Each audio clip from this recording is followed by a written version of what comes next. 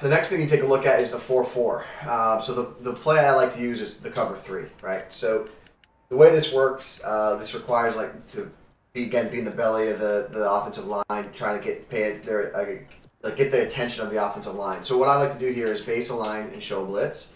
I then kind of read and determine the formation and then assess the risk, I think, of what's happening. So in this set, I would be really worried about Freeman on a table route. Mm-hmm. So I might not want to send pressure right unless I feel confident I can get there on a user. So, but what you do here, base a line, show blitz, crash the defensive line out. Now, one thing you have to worry about here, outside corners, you could get beat deep here. So every once in a while, if I'm afraid of that, I'll back them up out of position. But you need to show blitz to get these linebackers all in the same spot every single time.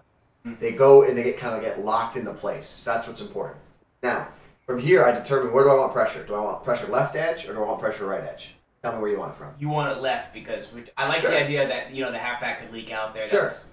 So I'm going to blitz my linebacker off the left edge, and then I'm going to quarterback contain, and then I'm going to sit here and hover over right behind this defensive tackle, kind of hang in there for a little bit here, kind of draw the attention to the center, snap of the ball. You want to try and get pressure off that left edge, and then we trail into coverage. So the way this can work, and it actually works really well, I find that I actually have a lot of success defending the sail technique from this because here's what happens. I'm going to blitz off that right edge. Are you in sail? Mm-hmm. All right, let me see. I have a deep attack, but... Okay, so here's what happens. So you're in sail. I'm here, snap of the ball. Go, pressure, and I get there. And I kind of get over. Remember the pick problem had against me? I do. So that's the technique. Watch it every night. Yeah, I bet you do. And I don't. So the technique is this. The technique is Thank you, Eric. The technique is to rotate over, right? That's the technique. That's what you want to do. You want to scroll over to that. You stay shallow and let me try and show you here one more time. You're going to stay shallow, snap of the ball. I'm going to just kind of cut under here and I want that pick.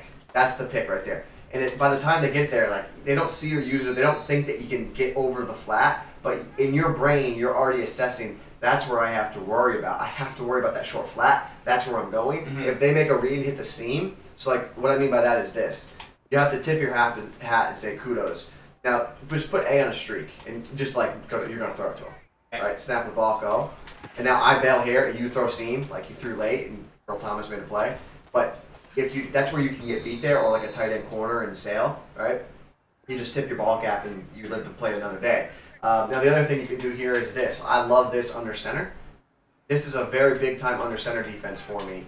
I will just double edge them, just absolutely gas them up. If they run play action, anything under center, I'm going to scream at them both sides here, snap of the ball, both edge heat, and then I'm screaming.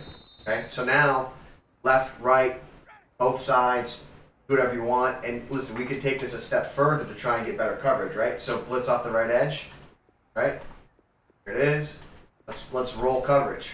Okay, it's a little easier to pick up. It's not always 100% going to come in. But you're only sending three guys because you spy the left side of the line, you flatted a guy, you use whatever tools out of your toolbox. Much easier to pick up. Something. Much easier to pick up. Mm-hmm. It's not as consistent pressure, but snap of the ball.